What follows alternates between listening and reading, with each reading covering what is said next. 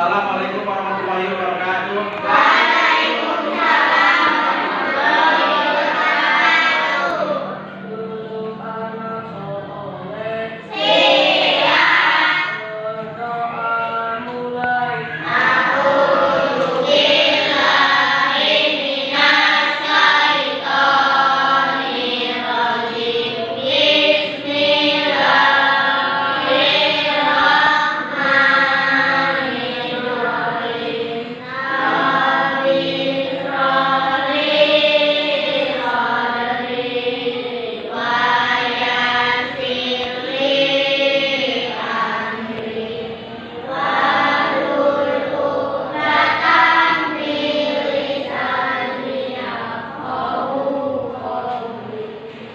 Dan anak ya, pertama-tama pada pagi hari ini sebelum memulai pelajaran, Pak Guru absen dulu ya. Masih sehat semua?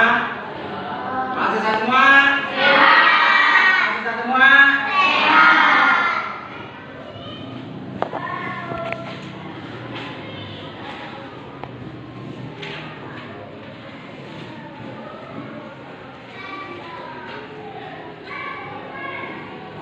Abdul Rahman, Ahmad Maulana,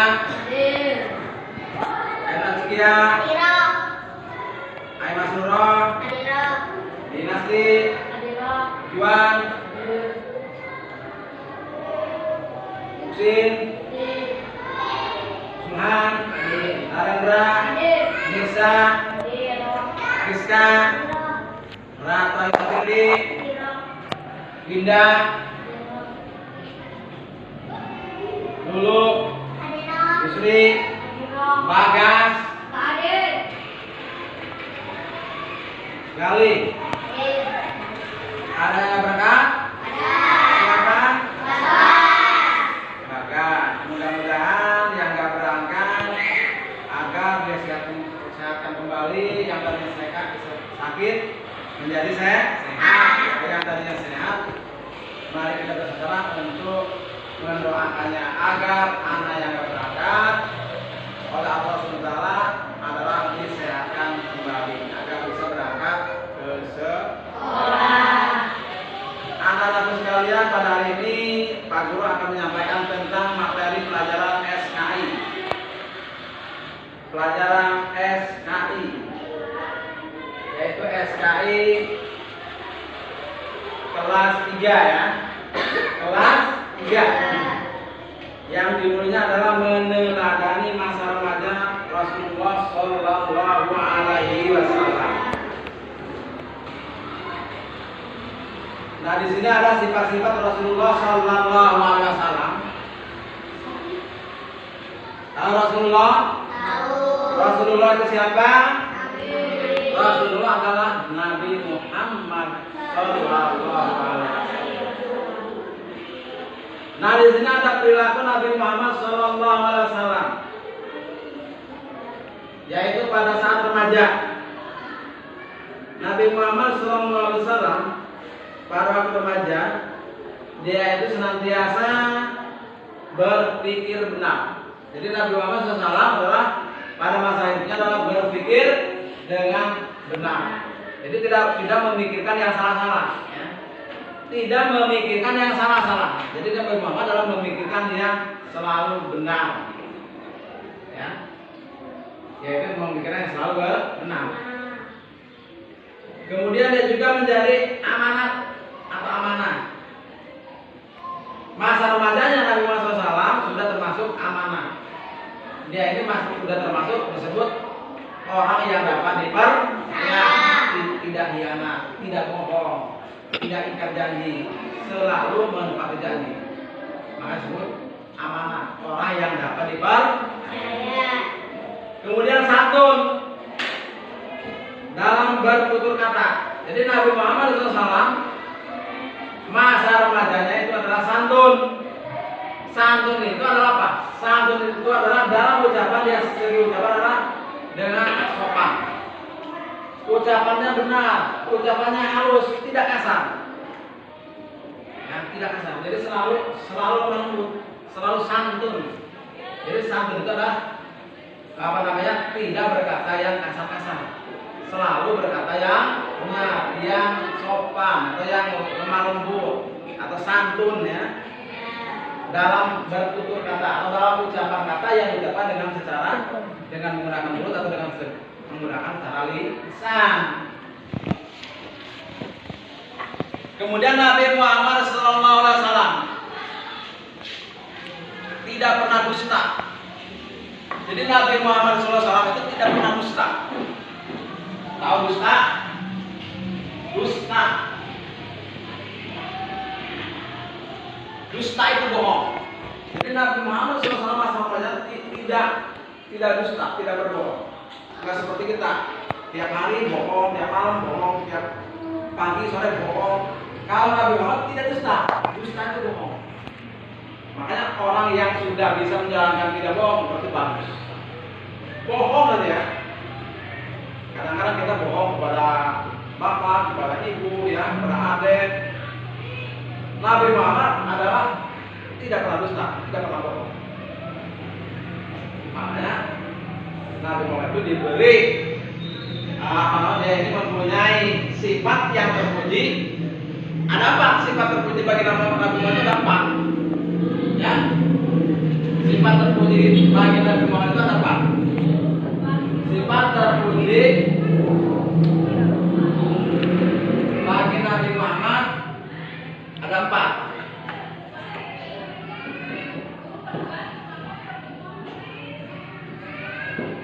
Ada 4 ya.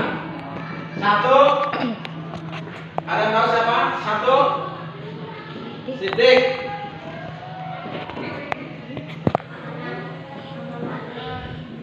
2, amanah. 3, tabligh. 4, pandangan. Jadi sifat Nabi Muhammad itu ada 4. Siddiq artinya benar. Benar, jadi berkata benar, tidak salah, tidak bohong atau dusta, selalu benar. Kita bisa mencontoh seperti Nabi Muhammad berkata benar.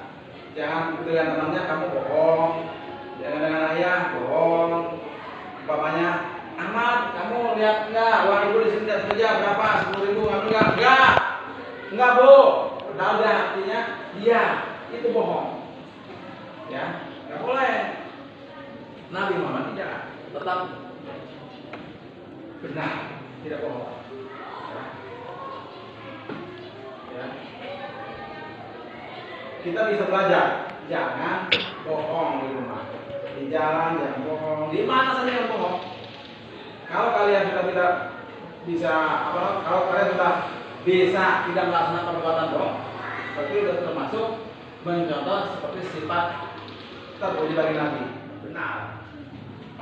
Di rumah nggak bohong, di sekolahan, di jalan, di pasar, di mana saja berada, kalian tidak bohong. Berarti udah termasuk mencontoh, meneladani sifat terpuji bagi Muhammad, yaitu Siddiq, benar. Kalau ada kira-kira perbuatan yang tercela, perbuatan yang jelek, jangan dilaksanakan. Kalau perbuatan jelek laksanakan, ya salah, tidak ada apa? Mendapat dosa. Yang kedua amanah. Amanah itu orang yang dapat dipercaya. Ya ini dapat dipercaya. Nabi Muhammad itu orang yang dapat dipercaya.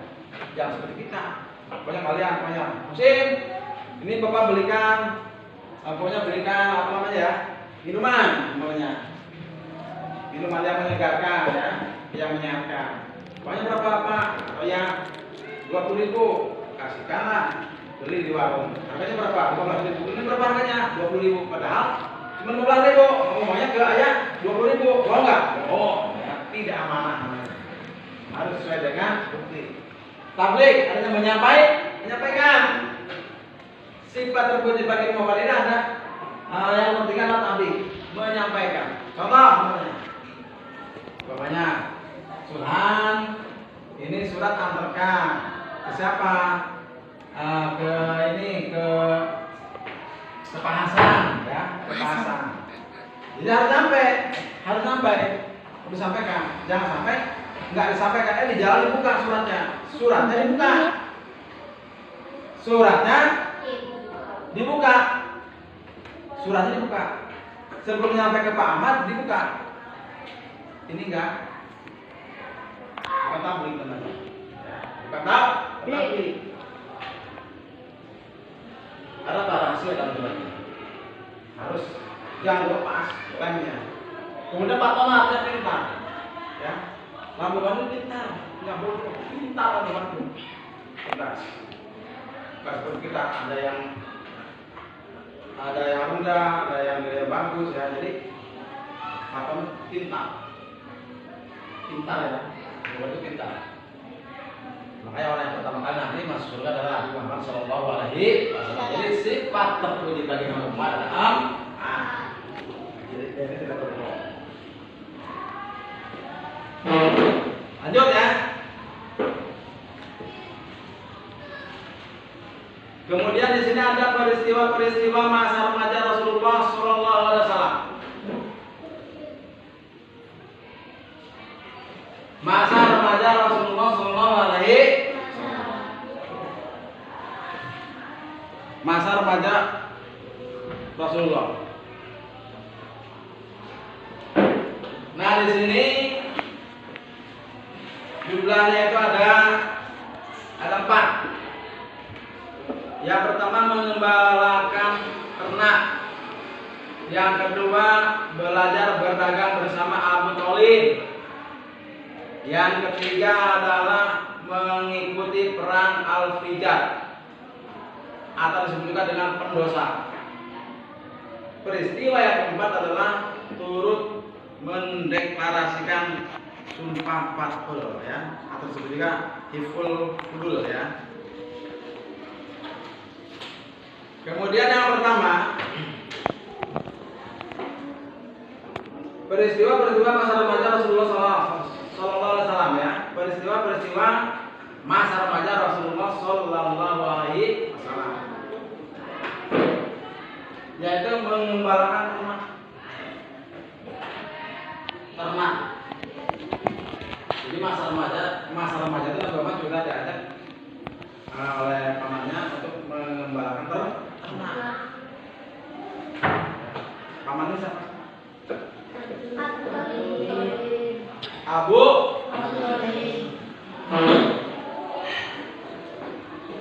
Thalib.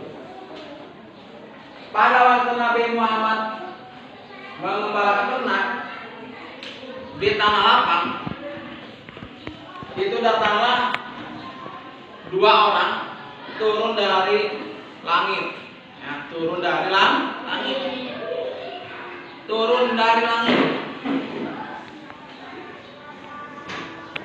yaitu malaikat Jibril dan Mikail. Malaikat Jibril dan Mikail. Ya, ya. Siap? Ya.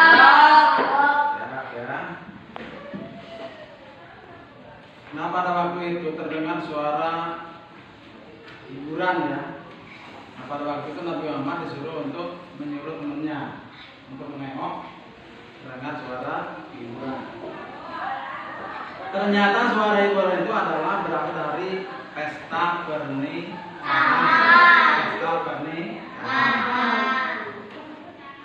Nah kemudian beliau hendak memasuki tempat itu. Nabi Muhammad SAW merasa ngantuk, matanya itu ngantuk. Mau melihat hiburan, ternyata hiburan tersebut adalah hiburan acara pernikahan pada waktu itu. Nabi mau berangkat, Nabi Muhammad itu mendadak rasanya matanya ngantuk. Kalau ngantuk, sehingga beliau tertidur, namanya para guru. Sehingga beliau tertidur. Pada waktu Nabi Muhammad SAW tidur, Allah itu adalah menjaga Nabi Muhammad SAW ketika dalam keadaan tidur. Kenapa? Karena mungkin khawatirnya ketawa ini Nabi Muhammad ini tidak usah atau tidak perlu untuk menonton suatu hiburan, sehingga membuat matanya ngantuk, kemudian tidur ya, atau tertidur, sehingga Allah SWT menjaga Nabi Muhammad agar Nabi Muhammad tidak melihat hiburan tersebut.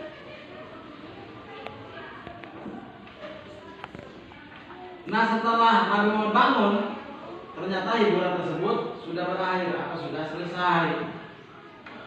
Makanya sampai sekarang juga kan hiburan tidak boleh ditonton ya. Hiburan itu kalau hiburan yang kira-kira tidak tidak menghasilkan manfaat atau tidak mendapat manfaat atau tidak ada gunanya, tidak perlu ditonton.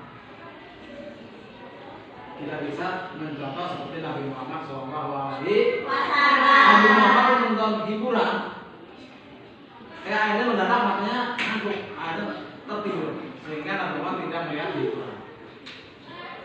Kalau kita zaman sekarang biasanya ada hiburan, ada suara hiburan ditonton ya, ditonton, seneng kan? Seneng. Padahal kurang baik. Nah, dari kegiatan mengembala kambing, tahu mengembala kambing?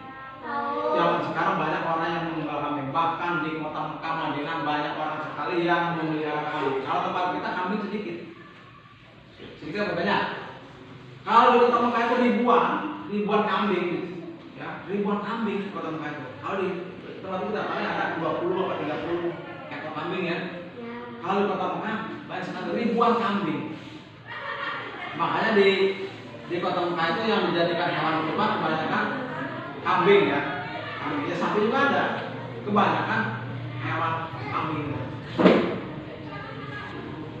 Nah, Nabi Muhammad SAW ya, belajar tentang kesabaran dan kekuatan. Jadi Nabi Muhammad itu sabar. Masa hidupnya Nabi Muhammad itu sabar. Dan ulet, rajin dia. Nah, dia ini adalah mempunyai yang dilakukan dia itu adalah ulet ya, ulet, sabar atau rajin. Jadi apabila menjadi seorang pemimpin adalah sabar ya, sabar menghadapi segala apa saja, sabar, ulet. Maka kalian itu pengen pinter nggak? Pengen pinter nggak? Harus rajin belajar, harus sabar seperti Nabi Muhammad SAW. Kita harus bisa mencontoh seperti Nabi Muhammad. Nabi Muhammad itu artinya dia sabar, nggak menggerutu ya, nggak berbuat salah, nggak berbuat bohong ya, amanah, dapat dipercaya, patona atau pintar, sidik, dia selalu benar ya. Kita harus bisa mencontoh atau meneladani sifat-sifat Nabi Muhammad SAW. Yang kedua apa? Tadi yang kedua apa tadi? Yang kedua adalah belajar berdagang bersama Abu Thalib. Nabi Muhammad ini sudah mulai diajak berdagang, yaitu dengan diajak berdagang oleh pamannya bernama Abu Thalib. Umur berapa tahun? Nabi Muhammad diajak belajar dagang oleh Abu Thalib. Nabi Muhammad diajak berdagang oleh Abu Thalib. Abu Thalib ini adalah paman ya.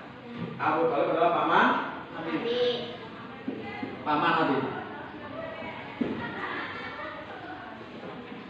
Nabi Muhammad SAW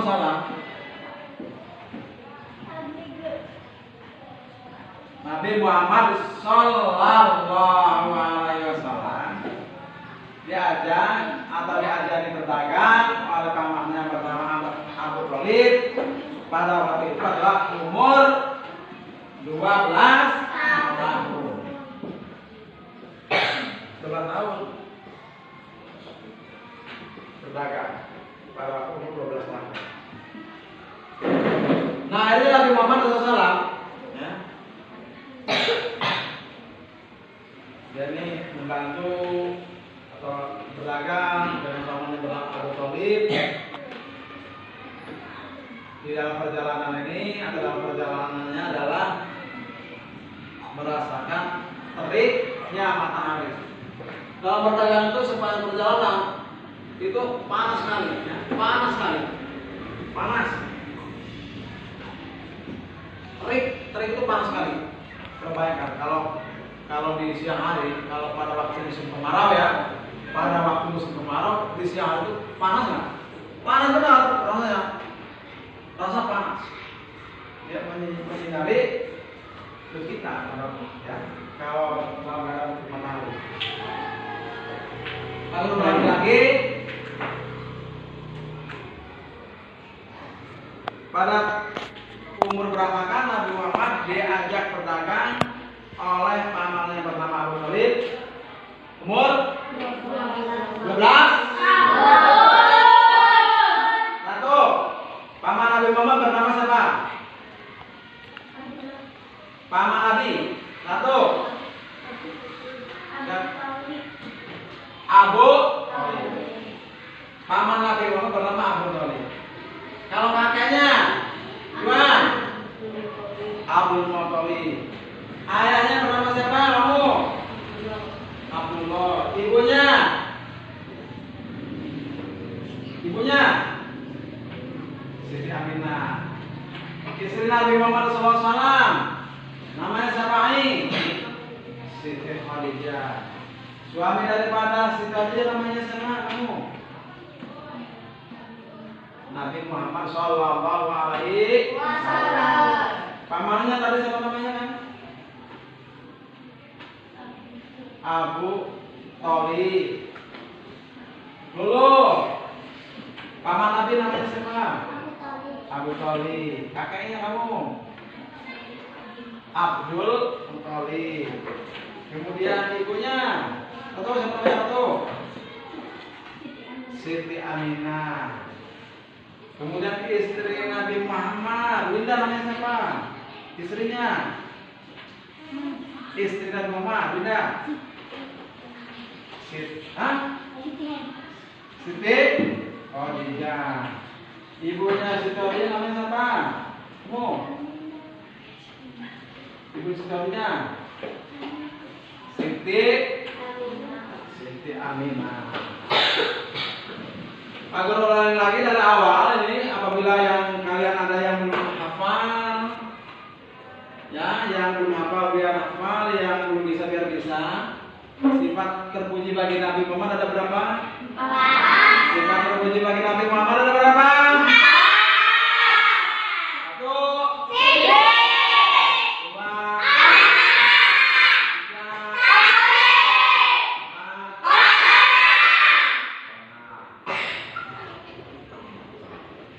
Sekarang Puput, sidik apanya? Puput. Benar. Amanah. Amanah. Kamu? Amanah. Kamu? Ada tahu? Apa artinya amanah? Ya, tidak jangan atau orang yang dapat dibar? Tabligh. Menyampaikan sesuatu yang baik. Fatona bin atau cerdas. Lanjut. Lanjutkan ya. Nah, pada waktu itu, ya, peristiwa tersebut disaksikan oleh seorang pendeta yang bernama Nasrani. Ya, pendeta yang tersebut disaksikan oleh seorang pendeta Nasrani, ya, pendeta tersebut Nasrani yang bernama Buhairo atau terkenal dengan Buhairo. Setelah melihat Nabi Muhammad SAW, Buhairo mengetahui bahwa tanda-tanda kenabian, ya. Jadi Nabi Muhammad itu ada tanda-tanda kenabian. Nabi Muhammad itu ada tanda-tanda kenabian pada waktu itu. Akhirnya Buhairo menasihatkan agar Abu Thalib membawa Muhammad SAW pulang ke kota. Jadi Nabi Muhammad terkesan oleh pendeta Nasrani yang bernama Buhairo. Kemudian Nabi Muhammad dibawa pulang. ke kota Mekah oleh Abu Thalib bahwasanya udah ada tanda-tanda kenabian. Muhammad udah lihat ada tanda-tanda kenabian. Kenapa? Cerdas itu, cerdas, pintar, ada rencana, kemudian apa namanya benar. Karena kita enggak ya. Ahmad, kamu ngambil uang itu enggak? Gimana di sini enggak ada hilang nih? Enggak. Udah ngambil. Itu bukan termasuk salah satu contoh sifat tertentu bagi Nabi Muhammad. Kata Muhammad tidak pernah bohong ya. Tidak pernah bohong.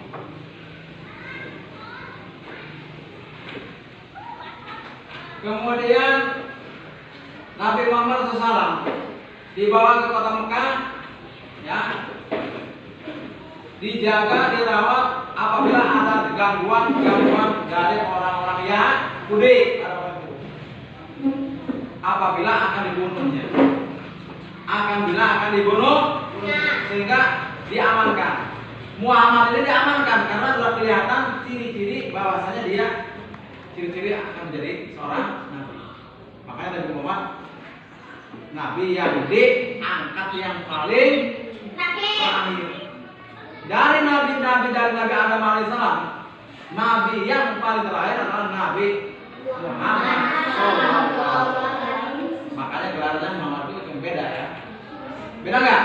Beda. Nabi yang pertama Nabi Adam alaihissalam, Nabi Nuh alaihissalam, Nabi Isa alaihissalam, Nabi Yahya alaihissalam, Nabi Daud alaihissalam. Kalau Nabi yang terakhir Nabi Muhammad Sallallahu Alaihi Wasallam. Kenapa disebut Nabi Muhammad diangkat menjadi Nabi terakhir? Atau kenapa Nabi Muhammad kok gelarnya Sallallahu Alaihi Wasallam? Karena Nabi Muhammad diangkat menjadi Nabi dari semua penutup para Nabi. Makanya Nabi yang paling terakhir. Yang ketiga mengikuti perang Al-Fijar ya. Nabi Muhammad SAW akan mengikuti perang Al-Fijar, yaitu pendosa. Jadi Nabi Muhammad mengikuti perang Al-Fijar, mengikuti orang-orang yang pendosa yang akan menghancurkan agama Islam. Perang ya Nabi Muhammad itu. Ya, Al-Fijar. Ketika usia Muhammad SAW usia 14 tahun, terjadi perang Fijar. Perang Fijar itu adalah perang melawan orang-orang yang berdosa. Ya. Melawan orang-orang yang akan menghancurkan agama Islam. Dia ikut namanya perang Fijar. Perang Fijar. Yang keempat adalah turut mendeklarasikan sumpah fatul, hibul kudul ya. Artinya untuk menumpang orang-orang yang menentang agama Islam. Ya. Sumpah kudul atau hil kudul ya. Dan anak-anak pada kesempatan ini ya, materi atau pelajaran ini ditutup ya, dari awal sampai akhir. Dan seterusnya kalian dilanjutkan untuk berdoa bersama-sama. Silakan berdoa.